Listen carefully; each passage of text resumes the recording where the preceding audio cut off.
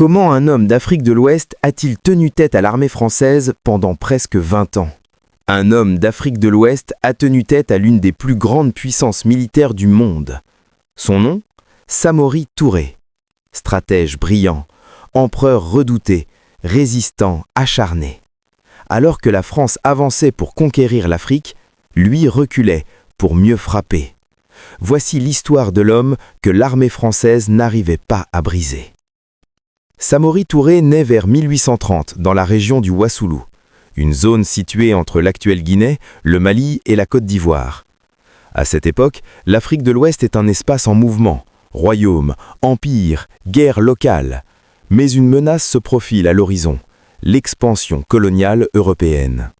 Jeune, Samori n'est pas destiné à devenir empereur, mais le destin va le transformer.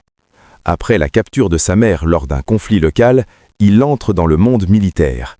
Il apprend la guerre, il observe, il comprend. Rapidement, Samori révèle un talent exceptionnel. Discipline, organisation, stratégie. Contrairement à d'autres chefs traditionnels, il modernise son armée, il structure ses troupes, il crée une hiérarchie.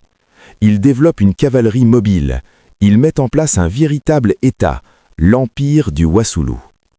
Et surtout, il comprend une chose essentielle. Pour survivre face aux Européens, il faut s'adapter. Il obtient des armes à feu. Il organise la production locale.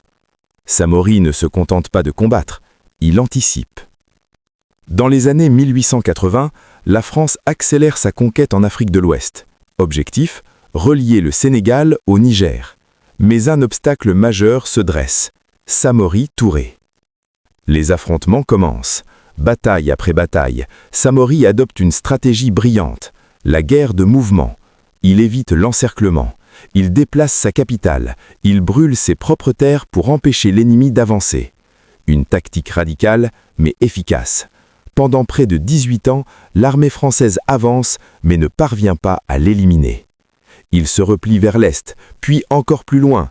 Il résiste, encore et encore. Mais la pression devient immense, les ressources s'épuisent, les alliances se fragilisent. En 1898, Samori Touré est finalement capturé. Pas sur un champ de bataille glorieux, mais trahi par l'épuisement d'une guerre sans fin. Il est déporté au Gabon, loin de son empire, loin de ses terres. Il meurt en exil en 1900. Alors, qui était vraiment Samori Touré? Un conquérant? Un chef religieux? Un résistant? Pour certains, il fut un empereur strict et impitoyable.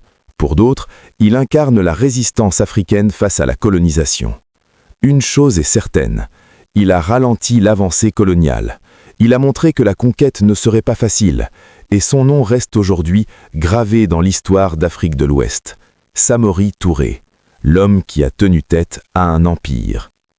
Si cette histoire vous a marqué, abonnez-vous à Histoire d'Afrique et Monde, parce que notre histoire mérite d'être racontée. Épisode 4, bientôt.